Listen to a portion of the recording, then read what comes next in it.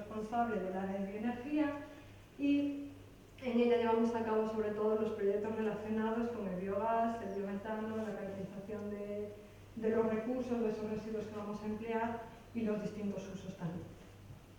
Entonces, bueno, entrando un poco en materia para que estamos aquí hoy, pues es para hablar sobre todo del biogás y del biometano.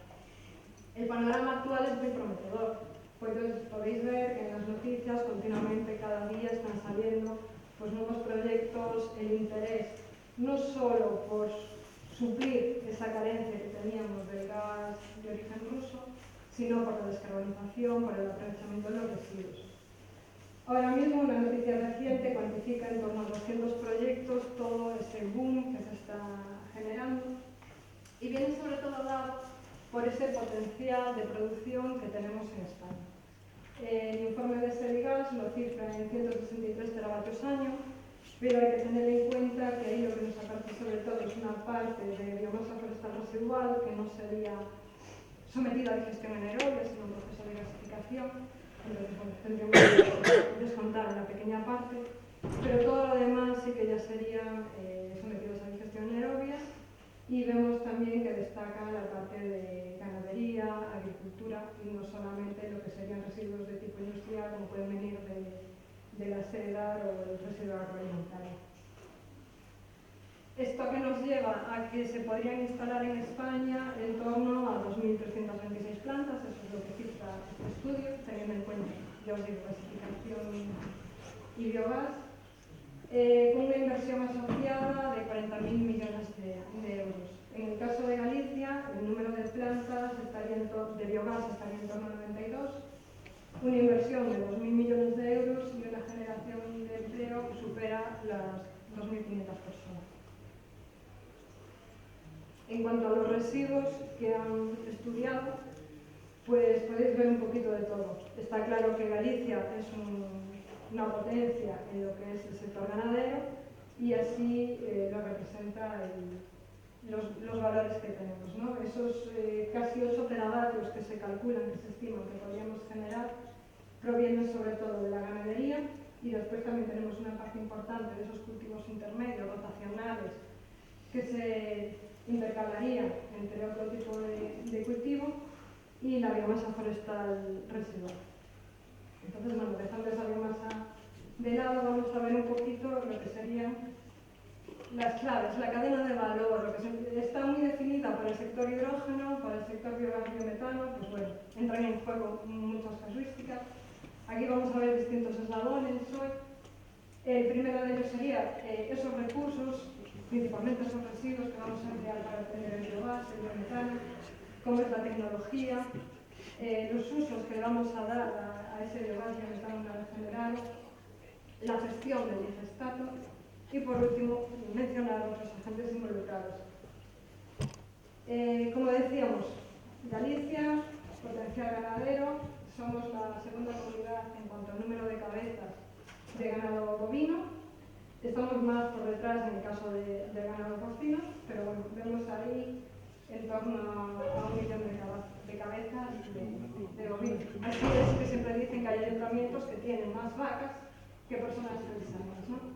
Entonces, bueno, estos son datos del 2020, evidentemente van cambiando, siempre hay una tendencia, pero nos vamos a hacer una idea.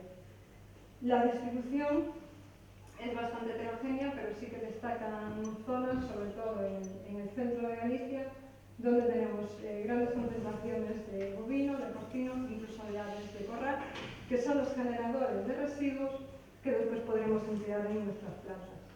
Con lo cual es interesante localizar esas zonas y poder ubicar ahí nuestras plantas de digestión y no tener que estar transportando grandes distancias los residuos.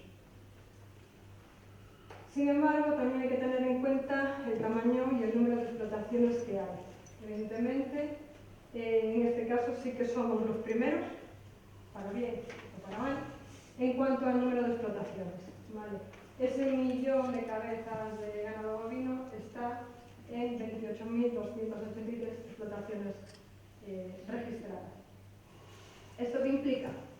Pues que si comparamos, por ejemplo, con otras comunidades, como puede ser Castilla y León, que es número 1, vamos a tener 10.000 explotaciones con menos de 5 vacas, ¿vale? Con lo cual ahí esas ya quedan fuera y muchas más de lo que sería usuarios o destinatarios de las plantas de biogás.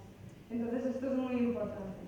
Si hacemos un poco una comparación teniendo en cuenta las explotaciones más grandes, Castilla y León aglutina en 245 explotaciones más de 200.000 cabezas. Y sin embargo, en Galicia, 47.000 cabezas en 148 explotaciones.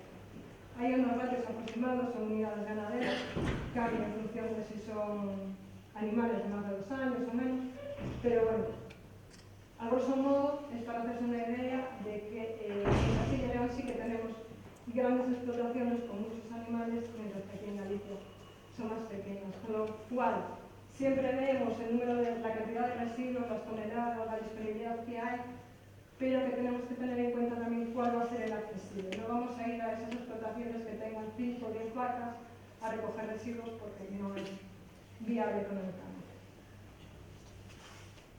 Otros aspectos a tener en cuenta cuando estamos hablando de los recursos, de los sustratos, es la cantidad que vamos a tener, pero también las características de esa materia prima. Hay que realizar estudios, caracterizaciones, no tirar solamente de tablas para ver cuáles son las características, la humedad, el rendimiento de producción de biogás que tenemos, si se degrada, si no se degrada, si tiene nutrientes adecuados. Está claro que no es lo mismo un litro de sopa que un chuletón de 1 kilo. Todos sabemos que la energía que vas a tener es diferente, pues con los residuos pasa lo mismo. Entonces, bueno, tenemos que caracterizarlos. Tenemos que tener en cuenta la presencia de materiales no deseables. Os voy a poner muchos ejemplos de ganadería, porque es lo que tenemos, evidentemente. Pues puede haber arenas presentes en las camas de los animales precipitados, pero si nos vamos al FORSU, si los ciudadanos no hacen una buena separación en origen, nos van a llegar gran cantidad de plásticos y de nitratos. Y por último, también hay que ver la presencia de posibles sustancias inhibidoras. Podemos tener productos de limpieza, de baldeo, de naves en la ganadería. Podemos tener compuestos que sean muy ricos en nitrógeno o grasas que nos den problemas operacionales.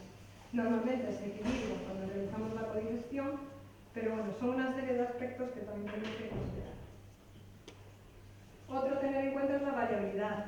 Es decir, en una industria, aunque esté procesando 2 de ellas que sean conserveras, no van a tener el mismo tipo de proceso, no van a producir la misma tipología de residuos. Pueden tener fondos expresados de una tipología, de otra.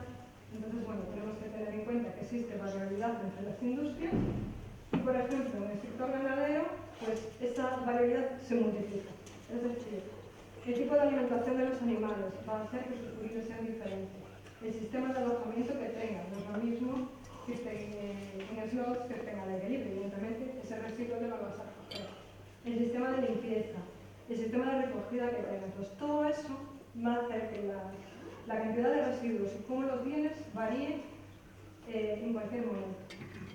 Y la estacionalidad.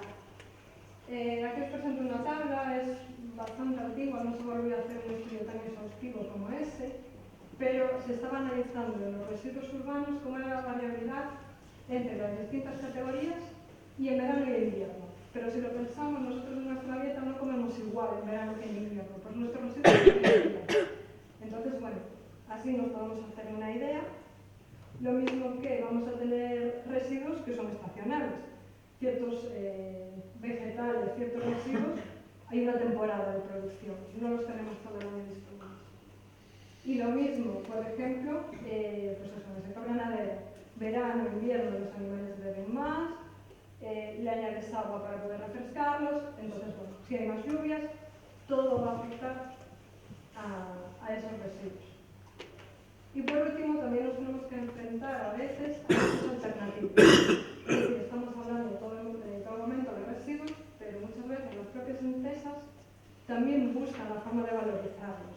Entonces, un ejemplo, el suero de leche. Durante muchísimos años fue considerado como un residuo súper abundante porque lo teníamos ahí, pero es que ahora se está moviendo toda la obtención de proteína, con lo cual ya no es un residuo, ya no lo vamos a tener tan disponible. Y lo mismo puede pasar con el FORSU. Ahora estamos promoviendo también realizar el compostaje, con lo cual son toneladas que poquito a poco van saliendo como del mercado. Aún así, lo que es la producción de biogás en Galicia es una realidad, no es que nos estemos quedando atrás. Tenemos gran cantidad de plantas ya trabajando y otras que están en futuristas, ¿vale? Entonces están aquí todas un poquito mezcladas. Hoy pues, nos hablarán de la Garrebens, nos hablarán de frigoríficos Bandeira, entonces bueno, son instalaciones que están trabajando, que llevan muchos años y bueno, son una realidad. En cuanto a los usos finales, biogás, biometano, bueno, tenemos que adecuarlo también a las características de Galicia. Tenemos las redes de gas, es ahora mismo la generación de biometano y hacer su inyección es como la tendencia, pero tenemos que tener en cuenta que cuando vayamos a construir una planta, ver a qué distancia vamos a tener esa red de gas, ¿vale? Nos permiten almacenar, transportar y distribuir sobre todo ese biometano renovable. Una pincelada solamente de lo que fue la unidad mixta de gas renovable, que es un caso de éxito ya de una planta de upgrading, de obtención de biometano aquí en Galicia. En ese caso, un excedente de biogás que había en el Garrebens se transformó a biometano en una planta de separación de membranas. Actualmente se está inyectando a la red de gas en torno a 60 metros cúbicos a la hora, pero en su momento se utilizó también para mover un autobús que circulaba por la ciudad. Con lo cual, bueno, la tecnología, los usos, todo eso ya lo tenemos avanzado. Comentar también la gestión del digestato. De hecho, ahora mismo estamos hablando de biogás, biometano, biogás, biometano. Y el digestato es como a veces el olvidado, ¿vale? Es una corriente que se va a generar en las plantas de biogás, que lo tenemos ahí, de hecho en este esquema toda la mayor parte está enfocado al biogás y tenemos al digestato lo tenemos ahí un poquito abandonado, ¿vale? Entonces tenemos que tener en cuenta también qué hacer con eso, no deja de ser otro producto. Generalmente, o menos que generalmente, podríamos hacer una recuperación de nutrientes. El digestato tiene grandes cantidades de nitrógeno, de fósforo, entonces podríamos hacer una precipitación de estrubita y recuperamos ese poder fertilizante. Podemos hacer una concentración, de forma que separemos el agua y nos quedamos con un agua mediante una evaporación, una filtración, una ósmosis, para poder darle otro uso. O podemos directamente, que sería como lo menos circular, hacer la eliminación de nutrientes. Ese amonio que no nos interesa en aplicación al campo porque causa los problemas de eutrofización, eliminarlo directamente a nitrógeno gas, mediante procesos biológicos como puede ser la nitrificación, desnitrificación o un proceso análogo. Entonces, bueno, tenemos varias opciones, pero está claro que lo más común suele ser hacer una separación sólido-líquido. De esta forma vamos a generar dos corrientes. Nos va a permitir un manejo más sencillo de esa corriente, ya que vamos a tener una fracción sólida con un volumen más pequeño pero más concentrado. Ahí vamos a tener prácticamente toda la materia seca. Va a estar enriquecido sobre todo en carbono y el fósforo, y otra fracción líquida con un contenido muy elevado de amonio. Entonces, bueno, puede tener su aplicación también. Generalmente, esa fracción sólida compostada sería lo que emplearíamos como abono. Y por último, comentar que en todo este mapa que tenemos de biogás hay gran cantidad de agentes involucrados y todos tenemos que trabajar al unísono. Vale, hay que tener en cuenta a los generadores de residuos. En el caso de la ganadería, van a ser también los receptores de ese digestato. Si una ganadería vacuno tiene los purines, de alguna manera tiene que recuperar ese fertilizante que estaba empleando antes. En el caso de las industrias, pues, bueno, para ellos es como deshacerse de un desecho.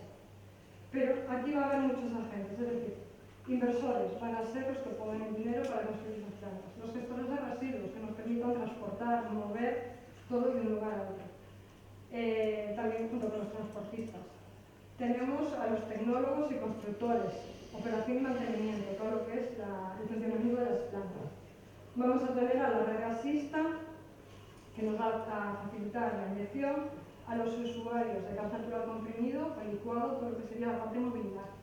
El sistema de control de garantías de origen, que garantiza que ese biogás o ese biometano es de origen renovable.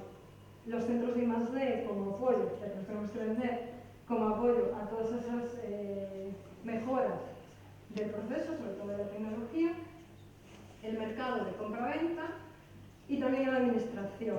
Lo que nos estamos encontrando sobre todo es que puede haber mucha burocracia, dificultades a la hora de encontrar la mejor manera de poder instalar esas plantas, que sea sencillo y que no perdamos muchísimo tiempo pues, esperando ciertos permisos que son necesarios, que hay que cumplir, pero que retrasen nuestra subida a ese tren que es ahora mismo las plantas, ¿no?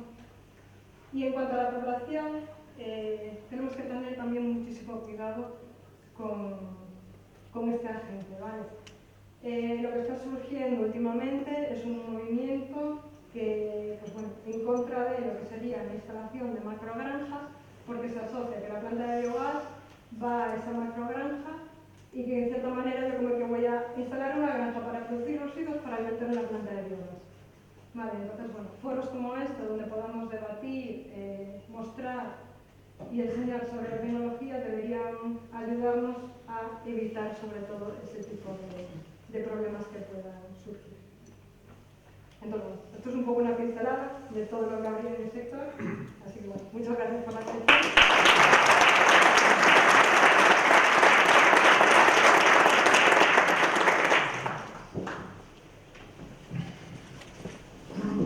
Bueno, muchísimas gracias, Mónica, y yo creo que me quedo también con el detalle que has comentado al final de la importancia del diálogo social, de hablar con las comunidades. Venimos de la jornada eólica